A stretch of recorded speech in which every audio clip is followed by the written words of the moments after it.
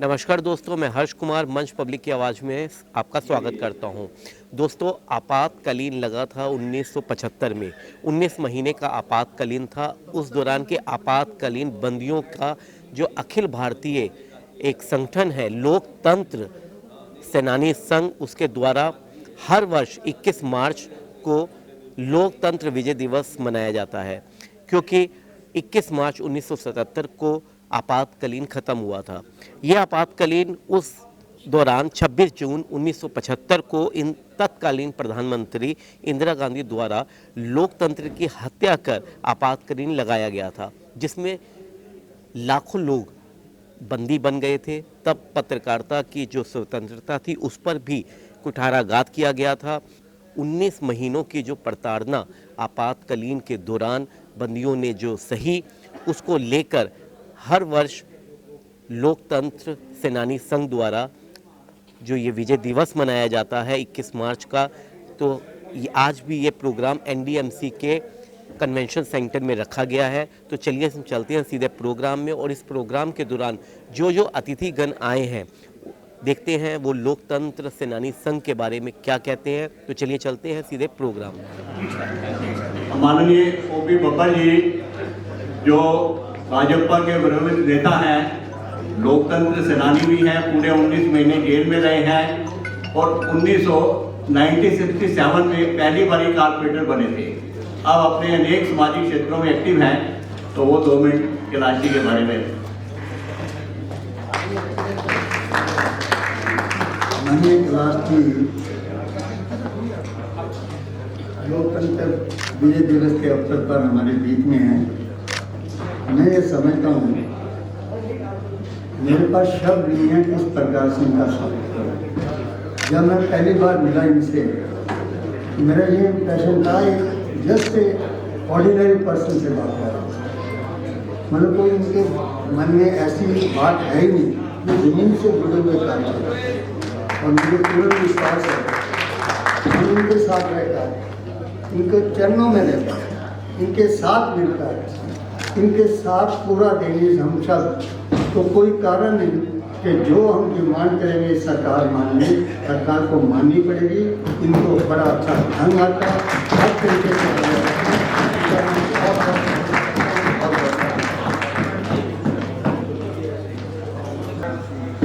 आज बंधुओं, लोकतंत्र सेनानियों का बहुत आनंद का अवसर है। आज के दिन हमने लोकशाही को परवान चढ़ा करके इस हिंदुस्तान में पुनः स्थापित किया था। हमारी तपस्या के कारण आज का दिन हिंदुस्तान के जनतंत्र के लिए बहुत बड़ा दिन, और इस गरिमामय कार्यक्रम में हमारे बीच में उपस्थित हम सबके संरक्षक, मध्य प्रदेश में उज्जैन सीट से 8 बार लोकसभा के सदस्य रहे, हमारे प्रदेश भारतीय जनता पार्टी के अध्यक्ष रहे, हमारे भी नेता ऐसे श्रद्धेय जेठिया जी, जिनको अभी हिंदुस्तान की सर्वोच्च संस्था भारतीय जनता पार्टी के पार्लियामेंट्री बोर्ड का मेंबर बनाया गया।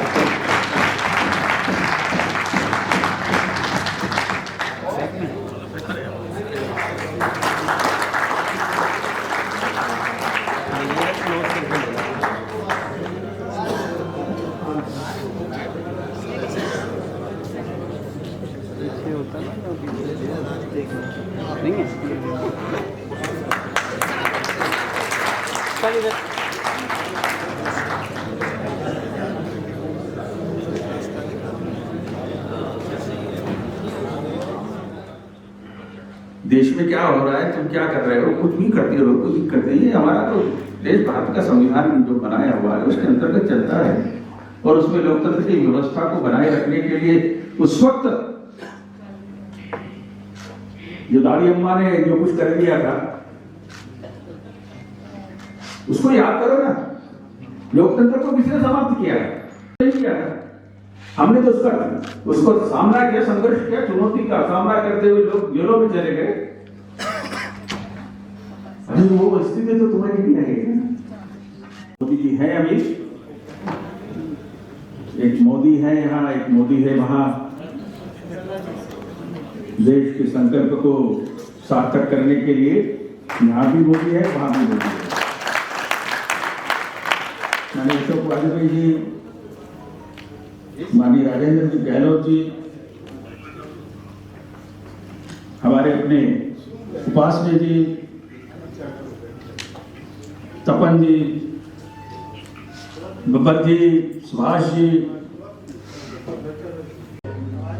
आज सरकारों के अंदर जो हम लोग देख पा रहे हैं, और इसलिए आज इस दिशा में सोचने का ये जो नजरिया है, केवल हमारा नहीं बदला है, देश का नजरिया बदला है प्रधानमंत्री नरेंद्र मोदी जी के इस कामकाज से।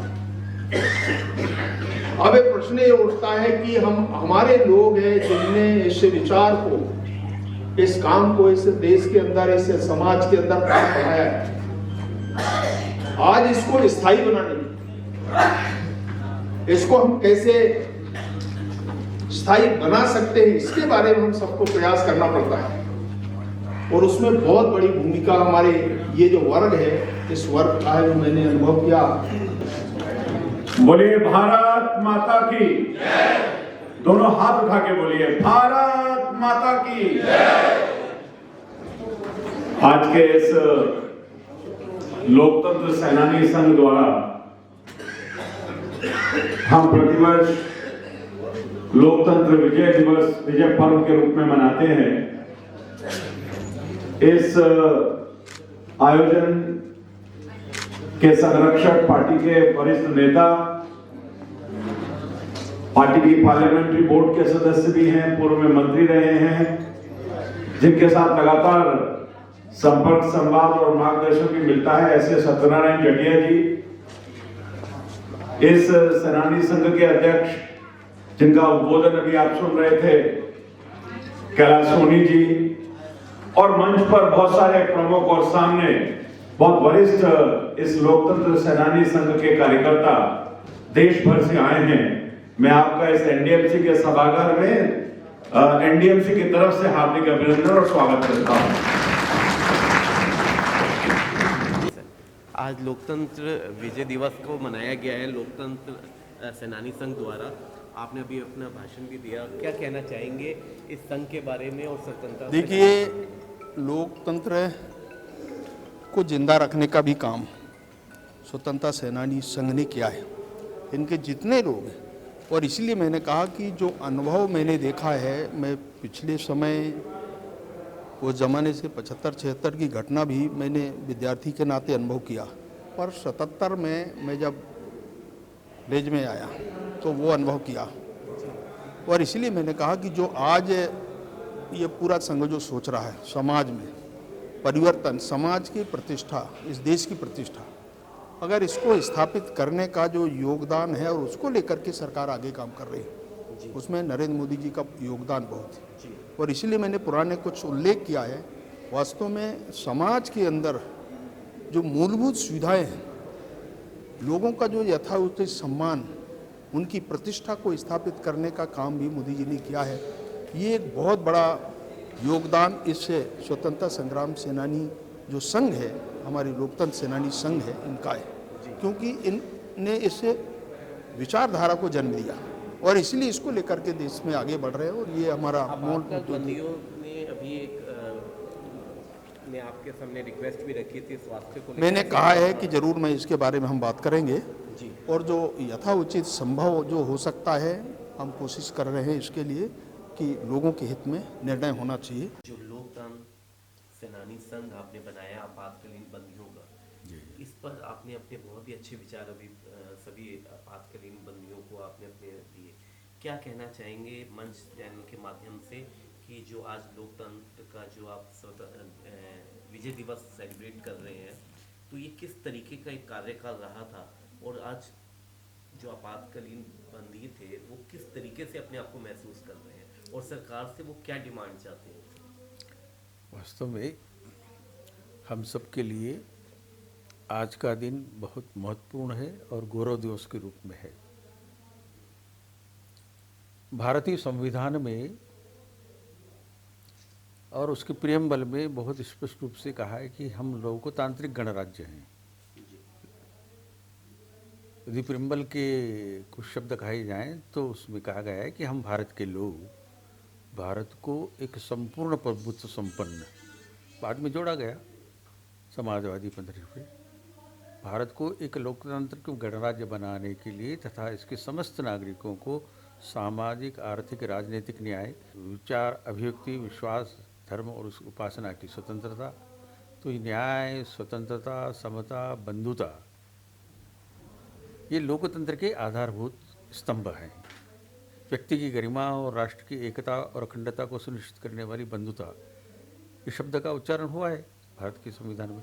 तो निश्चित रूप से लोकतंत्र और लोकतांत्रिक व्यवस्था के हम हिस्से हैं और भारत में लोकतंत्र को स्थापित करने के लिए जो स्वतंत्रता जो आई थी, उस स्वतंत्रता को सार्थक करने के लिए लोकतंत्र है।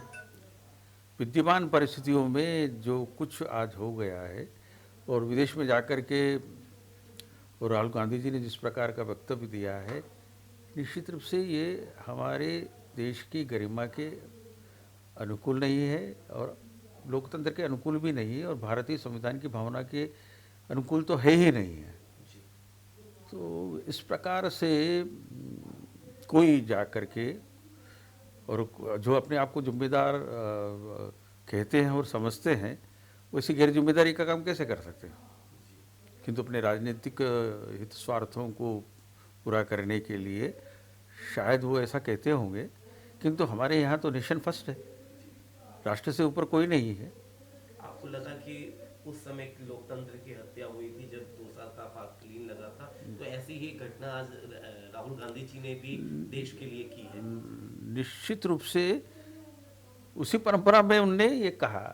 मैंने कहा है कि श्रीमती इंदिरा गांधी जी ने अपनी सत्ता को, प्रधानमंत्री पद को बचाने के लिए कोर्ट के आदेश को उसकी अवहेलना करने के लिए, कोर्ट के न्यायिक आदेश को उसकी अवहेलना करने के लिए, और उनने इस प्रकार का कदम उठाने का काम किया। अब प्रधानमंत्री श्रीमती इंदिरा गांधी ने उस समय कहीं कहा था कि मैं यदि नहीं रहती तो देश की स्थिति और अनियंत्रित हो जाती। उनके बाद तो बहुत प्रधानमंत्री आ गए। तो ऐसा तो नहीं है कि श्रीमती इंदिरा गांधी जी के रहने के कारण से ही देश हुआ। उस वक्त उनके समर्थकों ने बड़े उच्च स्वर से कहा था कि इंदिरा इज इंडिया। तो यह भी बात जो कहने वाले थे वो अतिरेक था। तो मोटे तौर पर अतिरेक को स्वीकार भी नहीं करते और अतिरेक पर ध्यान भी नहीं देते। तो इसी तरह से यह भी एक तरह से राजनीतिक स्वार्थों की पूर्ति करने के अतिरेक के रूप में और उन्हें कहा है। और जिस प्रकार से श्रीमती इंदिरा गांधी जी का जो हश्र हुआ बाद में, मैं कांग्रेस का हश्र भी आज के इस सारे वक्तव्य में जो उनने विदेश में जाकर के कहा है वो देखता हूँ। एज ए राष्ट्र के संरक्षक होने के नाते आप उन आपातकालीन बंदियों के लिए ऐसी क्या सोचते हैं कि भविष्य में ऐसा क्या कुछ होने की उम्मीद आप समझते हैं? वास्तव में हम कोई अपेक्षा नहीं रखते जी। और जब आपातकाल लगा था तो किसी ने सोचा भी नहीं था जी। कि कोई, वास्तव में देश के लिए जो लोग काम करते हैं वो कोई अपेक्षा से थोड़ी काम करते हैं। समाज के लिए जो काम करते हैं तो समाज से फिर से कुछ प्राप्त करेंगे, ऐसे भी कोई किसी की अपेक्षा रहती नहीं है। ये तो एक तरह से समर्पण का भाव है, ये दायित्व का भाव है। जिस देश में हम रह रहे हैं, जिस लोकतंत्र में हम रह रहे हैं, जिस स्वतंत्रता को प्राप्त हमने किया है, जिसके लिए बलिदान और शहीद हुए लोग, उसकी रक्षण करने के निमित्त से जो काम किया गया है वह तो राष्ट्र के प्रति समर्पण है। और इस दृष्टि से कोई अपेक्षा लेकर के हम यहाँ पर नहीं हैं। किसी को यदि ये लगता है कि ये दायित्वपूर्ण काम हुआ है, स्वतंत्रता संग्राम सेनानियों को सम्मान करने का काम किसी समय हो गया है, वो निश्चित रूप से गौरव का भाव लेकर के ही किया गया होगा। इसी तरह से कोई लोकतंत्र के इस संघर्ष में जो लोगों ने अपने प्राणों की आहुतियाँ दे दी, या उस संघर्ष में जाकर जेलों में जो जिस प्रकार से अपनी यातनाओं को बर्दाश्त करने का काम किया है, और उसकी महिमा को कोई समझ करके यदि कोई करता है तो ये उनका भाव है किंतु यहाँ लोकतंत्र सेनानियों की कोई इस प्रकार की अपेक्षा नहीं है कि उसके कारण से उनको कोई विशेष प्रकार से कोई सम्मानित करे। देश और जनता और इसके बनाई हुई सरकार, उसको ये निर्णय लेना है। मौजूद हैं लोकतंत्र सेनानी संघ के राष्ट्रीय अध्यक्ष और राज्यसभा सांसद कैलाश सोनी जी। सोनी साहब, आज जो ये विजय दिवस मनाया जा रहा है 21 मार्च को लोकतंत्र सेनानी संघ के द्वारा, आप हमेशा राज्यसभा सांसद के रूप में आपातकालीन बंदियों के लिए आवाज़ उठाते रहे हैं। क्या कहना चाहेंगे इस चैनल के माध्यम से उन स्वतंत्रता सेनानियों के बारे में या आपातकालीन बंदियों के बारे में जिन्होंने 19 महीने में प्रताड़ना सही? आप सबको मालूम होगा, जून 1975 में इस देश में पहली बार आज़ादी के बाद हमारी लोकशाही समाप्त करके देश में तानाशाही स्थापित हुई। चुनाव इलाहाबाद हाई कोर्ट से रद्द होने के बाद श्रीमती गांधी ने सारे संवैधानिक मानदंडों को समाप्त करके संविधान में जो इमरजेंसी की भी जो नियमावली है उसको भी धूल धूसरित करके हम सत्ता में बने रहें, इसके लिए रातों रात हिंदुस्तान भर के सारे मूर्धन्य राजनेताओं को, जिसमें लोकनायक जयप्रकाश नारायण, पंडित अटल बिहारी वाजपेयी से लेकर के सारे पुराने बुजुर्ग नेता, सभी दलों के, उसमें कुछ कांग्रेस के नेता भी, सर्वोदयी नेता भी, सब जेल में। लगभग 1,10,000 लोग तो मीसा में थे, बाकी के कई लाखों लोग 151 और दीगर दफाओं में। जेल के भीतर भी असमय 100 से अधिक लोग कालकौलित हो गए, इलाज के अभाव में, सेवा के अभाव में, भोजन के अभाव में। घर के भीतर भी सब 21 माह तक लगातार ये चलता रहा। और जब जनता नेजा संभाल ले, उस समय लोग कहते थे कि इस चुनाव में भाग नहीं लेना चाहिए, हमारे पास न पैसा है, न घोषणा पत्र है, न कुछ। लेकिन जब चुनाव लड़ती है तब ये होता है कि उनने अपने इस तानाशाही को परास्त किया। और ये हमारे 21 मार्च को मुरारजी भाई की सरकार ने ये इमरजेंसी समाप्त करके लोकतंत्र को बहाल किया। और इस संघर्ष के कालखंड को कभी जॉर्ज फर्नांडिस साहब ने आज़ादी की दूसरी लड़ाई कहा। तो इस बहाने हम लोग हर साल 2 हमारे लोकतंत्र सेनानी संघ के प्रमुख कार्यक्रम हैं। एक तो 26-25 जून काला दिवस, और हमारा 21 मार्च लोकतंत्र विजय दिवस। इस दिन हमारी इमरजेंसी खत्म हुई थी और फिर से लोकशाही बहाल हुई थी। आपकी उम्र उस समय क्या रही होगी सर, और किस तरीके की प्रताड़ना आपने और आपके परिवार ने भी उस समय सही हो? हम उस समय 23 और 24 वर्ष के एक नौजवान रहे और जयप्रकाश जी के मूवमेंट में शामिल थे जी। 5 कॉलेज के प्रेसिडेंट हमारे साथ थे जी और बहुत परवान चढ़ाया उस आंदोलन को जी। उसके बाद फिर हमारे 2 भाइयों को जी जेल में बंद किया और हमें तो केवल 21 माह में 1 दिन की पैरोल मिली। कोई कैजुअलिटी हो गई थी परिवार में, हमें माने पैरोल पे भी नहीं छोड़ा। जब जनता ने ये इमरजेंसी खत्म कर दी, जेल के भीतर हमारे भाइयों के साथ मारपीट, कितने लोगों के साथ, हरसमत पारसी भोपाल के भीतर वो समाप्त हो गए, उनको अस्पताल नहीं भेज पाए। अनेकों दृष्टांत थे। 250 तो पत्रकार बंद थे, विदेशी पत्रकारों के ऊपर रिस्ट्रिक्शन था। मार्क टुली सैनी के लोग भी ये नहीं आ पाए थे और पत्रकारों क्या, हिंदुस्तान के अखबारों को बंद कर दिया। जी।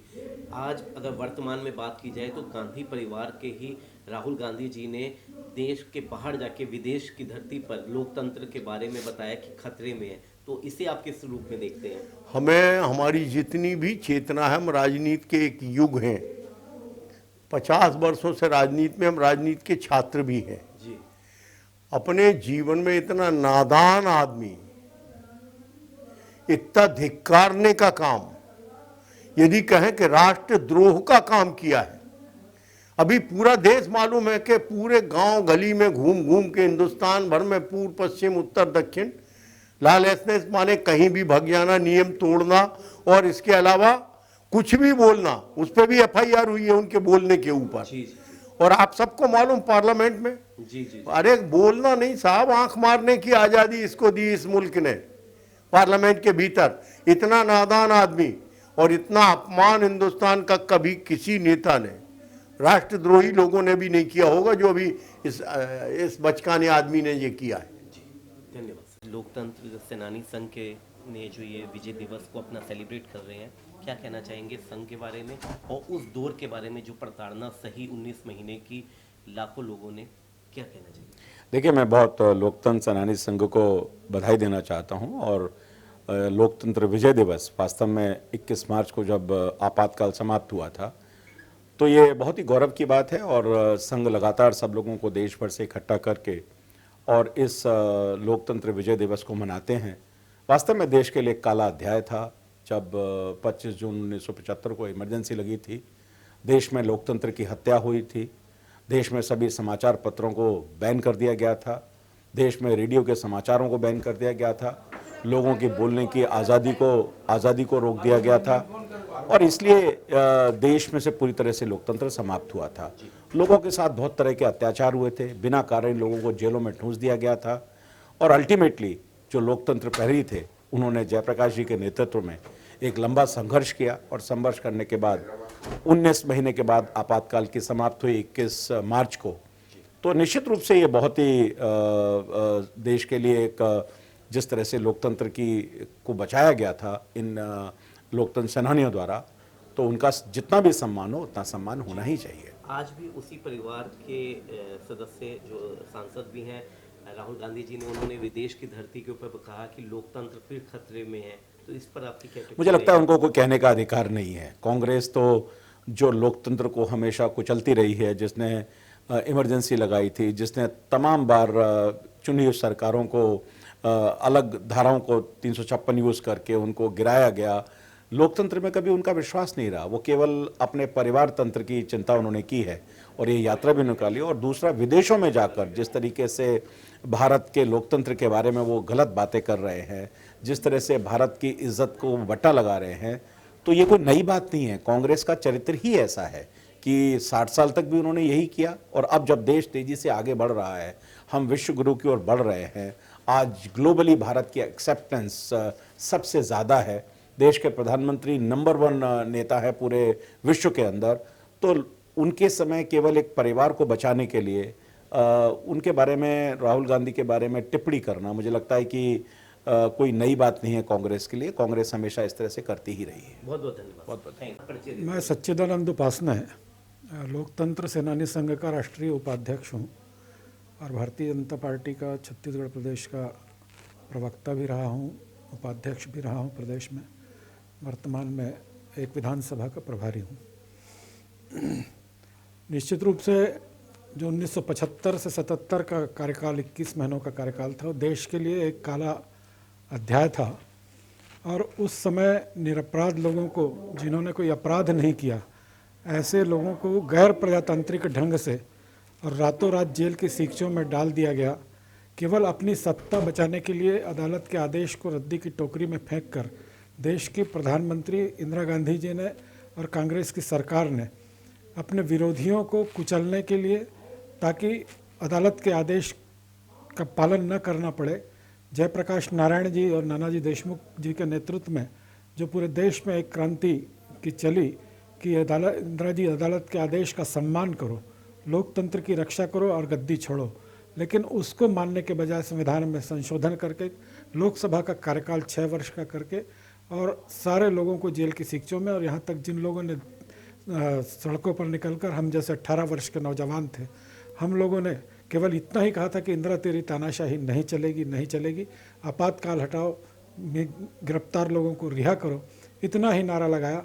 भारत माता की जय और वंदे मातरम तो 19 महीनों तक जेल की शिक्षों में मिस्र में बंद कर दिया गया। ऐसे जो आज़ादी की लड़ाई में जिस प्रकार से दीवाने सड़कों पर निकला करते थे, वैसे ही इस लोकतंत्र की हत्या के और आज़ादी की दूसरी लड़ाई के खिलाफ जो है नौजवानों ने, बुजुर्गों ने, महिलाओं ने सड़कों पर निकल कर आंदोलन किया।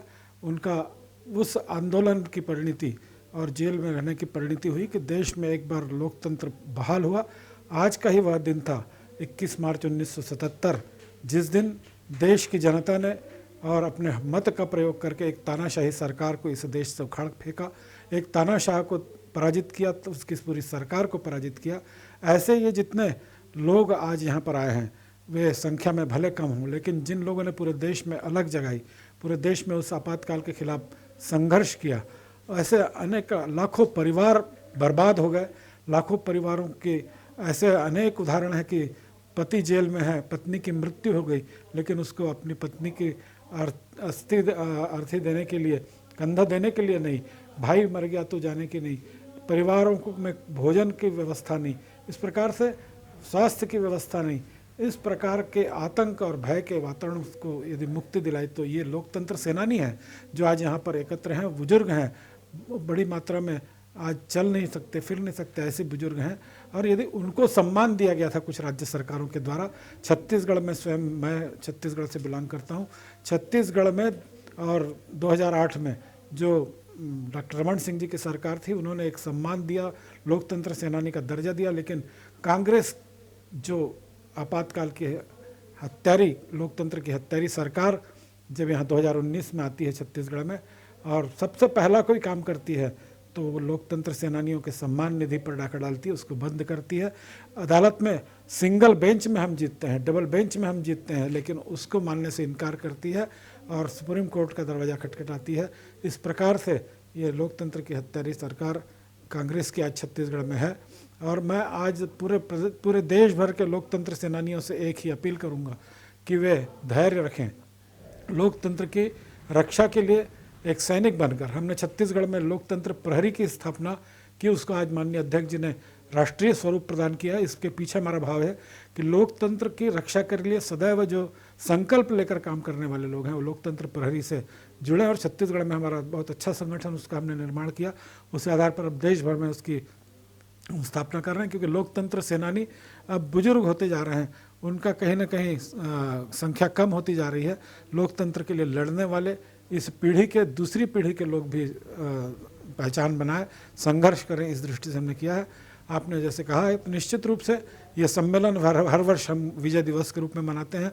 अपने अपने प्रांतों में हम 26 जून और 25 जून को जो है काला दिवस के रूप में मनाते हैं और उस समय इस सरकार को धिक्कार करते हैं, कांग्रेस के सरकारें जहाँ पर है, और आपातकाल का धिक्कार करते हैं, इंदिरा जी का धिक्कार करते हैं, पूरी कांग्रेस पार्टी का धिक्कार करते हैं। और विजय दिवस के रूप में देश की जनता को हम धन्यवाद देते हैं कि जिन्होंने बहुत ही और अपने एक होठ का प्रयोग करके देश में लोकतंत्र बहाल किया। ऐसा दिवस आज हम मनाने एकत्र हुए हैं। धन्यवाद। जो ये सेनानी संघ है, आप भी आपातकालीन बंदियों में एक, आपने भी उस जीवन को जिया है 2 साल, तो क्या आपको लगता है कि आज जो ये लोकतांत्रिक दिवस को हम लोग सेलिब्रेट कर रहे हैं, तो लोकतंत्र सेनानी संघ जिस तरीके से कार्य कर रहा है वो बहुत ही बेहतर तरीके से कर रहा है। और केंद्र सरकार से जो डिमांड भी की है कि 21 मार्च को ये घोषित किया जाए लोकतंत्र स्वतंत्रता दिवस के रूप में, क्या कहना चाहेंगे सर? मैं ये कहना चाहूँगा कि ये एक प्रकार से जो आज़ादी मिली हमें, ये ऐसे ही सरकार से आज़ादी मिली जिसने अखबारों को बंद करवा दिया, जिन्होंने ज़बान बंद करवा दी, जिन्होंने कोई बात ही नहीं करने दी, और लोगों को फाइनेंशियली इतना सेटअप हुआ जिसकी हद नहीं हो सकती। और यहाँ तक कि ऐसे लोग हैं उनको अंदर जेलों में मेडिकल ट्रीटमेंट नहीं मिला। अगर बाहर लड़की की शादी है उसको पैरोल नहीं मिला। बहनें अगर बाहर आई हैं तो उनको राखी नहीं बांधने दी। इस प्रकार की सख्ती से लोग जेलों में रहे, बहुत कष्ट हुआ। और फिर ये था कि 5 रुपए का झंडा तो 100 रुपए का डंडा, ऐसे ये लोग आके दुकानों से बुराई करते थे। इतनी हालत ख़राब की थी जिसकी हद नहीं। मैं समझता हूँ जो अंग्रेज़ों से लड़ाई लड़ते हुए जिनको स्वतंत्र सेनानी माना जाए उनका दर्जा इनको मिलना चाहिए। मैं समझता हूँ कि इन्होंने उससे भी ज़्यादा जिसे कष्ट सहे हैं, दुख सहे हैं, इनका ध्यान सरकार को रखना चाहिए। ये ठीक बात है, बहुत सारी जो प्रदेश सरकारें हैं वो इनको हर प्रकार की फैसिलिटी दे रहे हैं, लेकिन बहुत ऐसी स्टेट हैं उन्होंने अभी फैसिलिटी नहीं दी। और हम ये चाहते हैं कि ये दिन जो है ये जैसे 15 अगस्त को माना जाता है इसी प्रकार से माना जाना चाहिए। आपने भी जो 19 महीने बंदी के रूप में आपने भी 19 महीने बंदी के रूप में एक इस चीज को प्रताड़ना को सहा। तो आपको जहां तक मुझे नॉलेज है एक प्रलोभन भी सरकार के द्वारा दिए बहुत- गए थे। बहुत ज्यादा तो क्या किया गया। आप लोगों को लगता था कि वो प्रलोभन उन बंदियों ने उस समय लिए हों? नहीं, सिर्फ एक काज था हमारे सामने कि हमने देश को आज़ाद करवाना है। इसको जो हमारे जो इन्होंने इमरजेंसी लगाई है उनको हटाना है, यही एक पॉइंट था। इसलिए उसके लिए कोई कॉम्प्रोमाइज़ नहीं था। हमें ये कहा गया कि आप 20 पॉइंट का समर्थन करो, ये सब करो तो आपको जेल से बाहर हम जेल में रहेंगे, हमें कोई दिक्कत नहीं है। और अगर आप हमें छोड़ेंगे तो भी हम वापस आ जाएंगे जेल में। इसके लिए लड़ेंगे, जब तक जिंदा तब तक लड़ेंगे। लोकतंत्र की हत्या उस समय भी हुई थी और आज भी मोदी सरकार का जब दौर चल रहा है तब हमारे जो कांग्रेस के जो सांसद भी हैं और सर्वे सर्वा हैं, राहुल गांधी जी ने भी विदेश में जाकर, विदेश की जमीन पर जाकर भारत के लोकतंत्र को बहुत खतरे में बताया है। तो इस बारे में आप क्या कहेंगे कि वो उसी पैटर्न से चलते आ रहे हैं? मैं समझता हूँ इससे ज़्यादा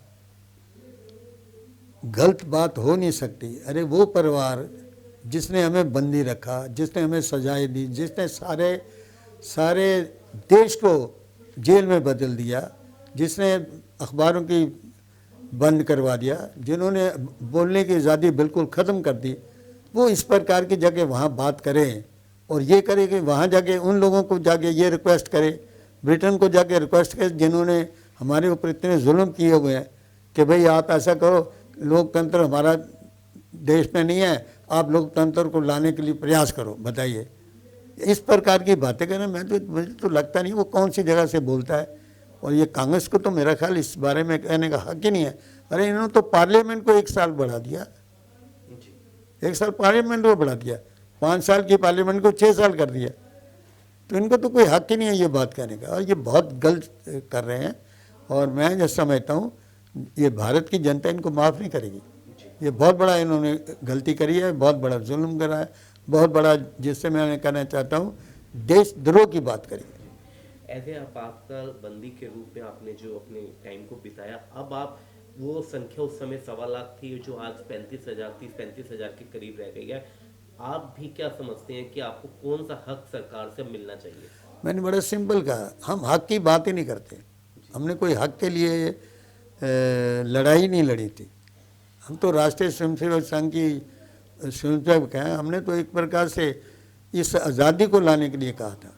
हमें कोई डिमांड नहीं थी हमारी, आज भी हमारी कोई डिमांड नहीं है देखा जाए। लेकिन हम ये चाहते हैं, अगर कांग्रेस के वक्त में जिन्होंने अंग्रेज़ों के साथ लड़ाई लड़ी उससे भी ज़्यादा कष्ट हमें मिला, इसलिए हमें मान्यता मिले, उनके बराबर मान्यता मिलनी चाहिए, ये हमारा अदब है। हमें कोई ज़्यादा दिक्कत नहीं है। हम ये नहीं चाहते कि हमें ज़रूर कोई पेट्रोल पंप दिए जाए और ये दिया जाए, ये सब कुछ हम नहीं चाहते। ये कांग्रेस ही करते रहे, हमारा उधर कोई ध्यान नहीं है। हमारा ध्यान है सिर्फ इनको रिकॉग्नाइज किया जाए। धन्यवाद। मैं राजन डिगड़ा, दिल्ली प्रदेश का अध्यक्ष हूँ लोकतंत्र सेनानी संघ का। आपातकाल जिस समय लगा उस समय मेरी उम्र 17 साल की थी और मैं फर्स्ट ईयर का स्टूडेंट था।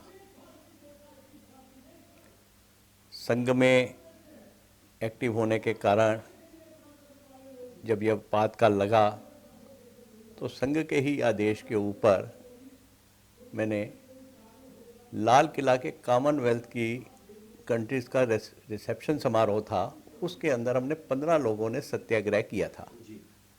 वो 15 के 15 उस समय फर्स्ट ईयर और सेकंड ईयर के ही सारे स्टूडेंट थे।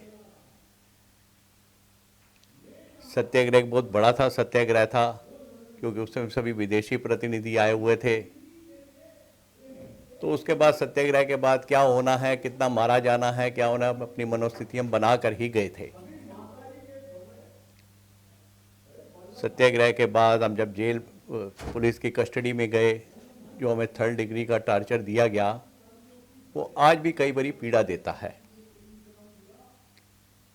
सिर्फ हमें ही नहीं टार्चर किया गया, बल्कि हमारे परिवार वालों को भी पूरा टार्चर किया गया। उसके बाद मीसा लगा तो लगभग हम 14 महीने के करीब हम जेल में रहे थे।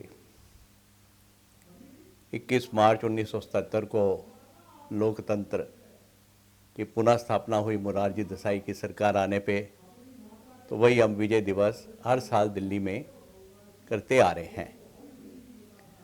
2014 से हमने दिल्ली में मनाना कार्यक्रम करना शुरू किया था, लेकिन आस्ते आस्ते हमारी संख्या भी कम होती गई क्योंकि उम्रदार थे।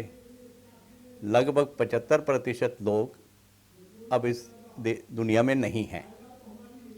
वही बचे हैं जो उस समय 17, 18, 19, 20, 21 साल के थे। बाकी तो लगभग सभी जा चुके हैं। 1.5 लाख लोग आपातकाल में गिरफ्तार हुए थे,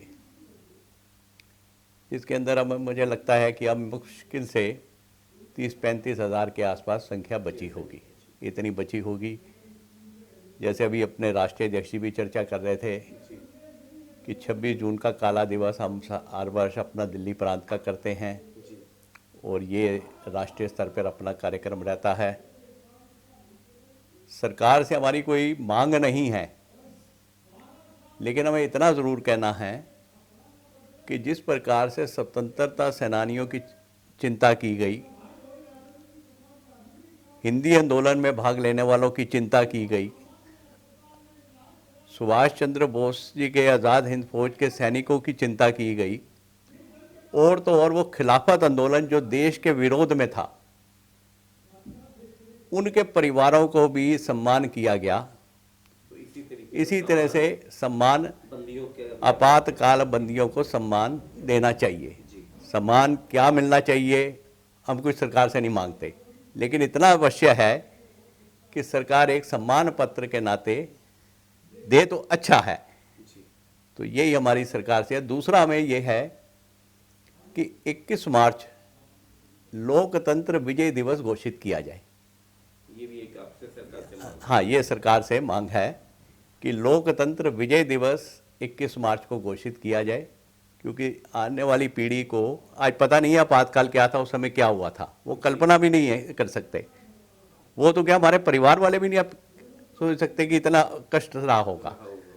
कि 21 मार्च को लोकतंत्र विजय घोषित किया जाए। और दूसरा जो है कि पाठ्यक्रम में जिस प्रकार से स्वतंत्रता संग्राम का आंदोलन पढ़ाया जाता है, उसी तरह से आपातकाल का भी समय का पाठ्यक्रम एक पुस्तक में होना चाहिए, ताकि आने वाली पीढ़ी को इसके बारे में सारी जानकारी मिल सके। आपके राष्ट्रीय अध्यक्ष कैलाश सोनी जी हमेशा राज्यसभा सांसद होने के नाते उठाते रहते हैं इस चीज को।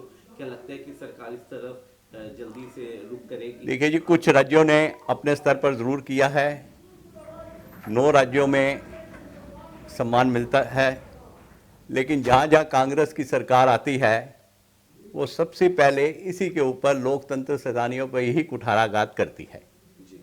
महाराष्ट्र में सरकार आई, कांग्रेस की मिलीजुली जो सरकार बनी, उसके होते ही आपातकाल सेनानी को जो राज्य सरकार सम्मान देती थी वो बंद हुआ। छत्तीसगढ़ में बंद हुआ, राजस्थान में बंद हुआ। अब अभी हिमाचल प्रदेश में सरकार के बदलते ही उन्होंने बंद करने के लिए प्रयासरत गंभीरता से शुरू कर दिए हैं कि वो सदन में अब लेकर आएंगे, क्या करेंगे, लेकिन वो प्रयासरत हैं कि लगता है कि बहुत जल्दी वो समाप्त करने वाले हैं। तो हमारी यही है कि एक बार ये अगर केंद्र सरकार से ये हो जाए तो राज्य सरकारों की जो सरकारें, लोकतंत्र में तो सरकारें आएंगी जाएंगी, कोई पक्की सरकार तो किसी की है नहीं कि उसी ने रहना है। लेकिन तो अगर केंद्र सरकार दे दे तो ये रोज के रगड़े दगड़े जो राज्य सरकारों के हैं ये बंद हो जाए। हाँ, उसे निजात मिल जाएगी। धन्यवाद सर, थैंक यू। हमारे साथ जाने माने निर्देशक केवल कृष्ण जी हैं, जो आपातकालीन के बंदी थे, उनके ऊपर एक डॉक्यूमेंट्री, एक फिल्म भी रेडी कर रहे हैं। सर, किस तरीके की ये मूवी रहेगी और आपने इस पूरी बंदी जो रहा है, आपातकालीन का जो दौर रहा है, तो आपने कई आपातकालीन लोगों से बातचीत की होगी, और किस तरीके से ये बातचीत के आधार पर ये डॉक्यूमेंट्री फिल्म तैयार होगी? ये डॉक्यूमेंट्री फिल्म नहीं है, ये OTT प्लेटफॉर्म के लिए एक टीवी सीरीज़ हम बना रहे हैं, जो कि 10 एपिसोड सीरीज़ है, जिसमें हम उस वक्त के जिन सीनियर लोगों ने और जो लोगों ने संघर्ष करके उस आपातकाल के दिन गुजारे, उनकी इंडिविजुअल लाइफ को ड्रामेटाइज करके हम ये सीरीज़ बना रहे हैं। इसमें 2-3 इंटरव्यूज़ बाकी हैं और काफ़ी कुछ हो चुका है। प्रकाश जावड़ेकर जी, सुशील मोदी जी, अशोक वाजपेयी जी, जी वीरेंद्र गहलोत जी, तो बहुत से लोगों का तो इंटरव्यू हो गया है। 2-3 और विशेष नाम जिनकी हमको अपेक्षा है वो भी हो जाएगा, जिसमें मेनली बादल फैमिली का, प्रकाश सिंह बादल का हम इंटरव्यू करना चाह रहे हैं। तो उस वक्त आपातकाल की जो रेजिस्टेंस बनी थी उसमें जो मेन लोग थे उनका, और जो लोग सफ़र किया, जिन लोगों ने तकलीफ़ें सही, उनकी इंडिविजुअल स्टोरीज़ को लेके ये पूरा 10 एपिसोड सीरीज़ है। इसकी राइटिंग हो चुकी है, कुछ शूटिंग भी हो चुकी है। ये कब तक अनुमान लगाया जाए कि कब ये OTT प्लेटफॉर्म और किस OTT प्लेटफॉर्म से ये दर्शकों को देखने को मिलेगी? हम कई OTT से बात कर रहे हैं, एक OTT से एग्रीमेंट भी हो चुका है, लेकिन जब तक हम उनको ये डिलीवरी नहीं देते तब तक उनका नाम नहीं बता सकते। जी जी जी जी। मगर उससे बड़ी बात ये है कि ये जो हम कर रहे हैं ये बहुत एक्सटेंसिव रिसर्च की बात है।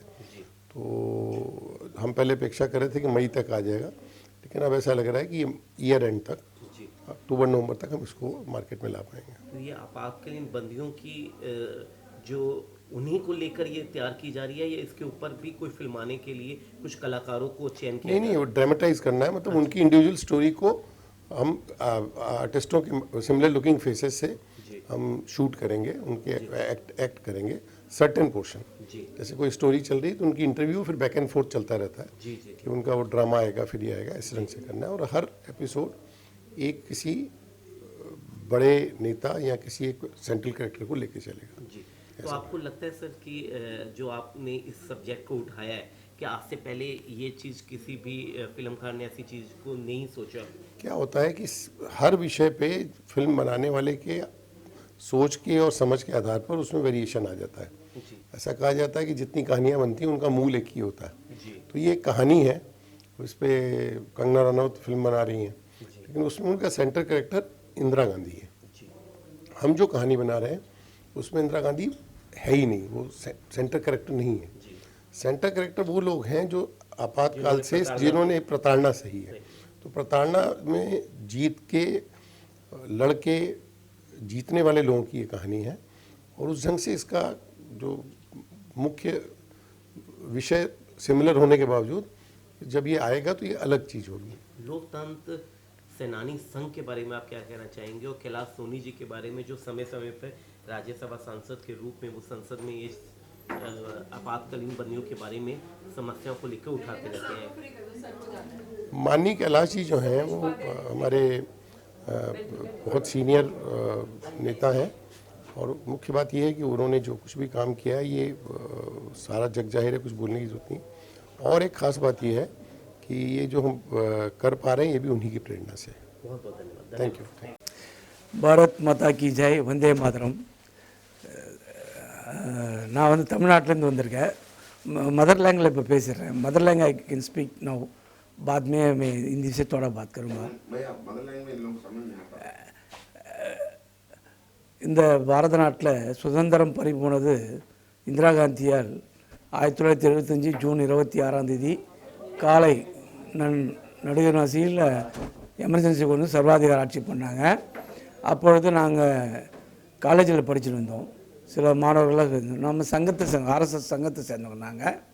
அப்போ எங்கள் சங்க பிரச்சாரக்கு வந்து எங்களுக்கு வந்து இந்த மாதிரி சர்வாதிகார ஆட்சி எதிர்த்து நீங்கள்லாம் போராடணும் அப்படி சொன்னாங்க.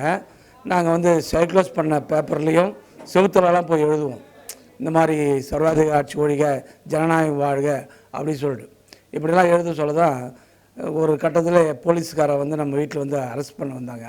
அதுக்கப்புறம் நம்ம சத்தியாரம் பண்ணி 3.5 மாதம் நான் ஜெயிலில் இருந்தேன். இதனால் படிப்பும் எனக்கு பாதிக்கப்பட்டது.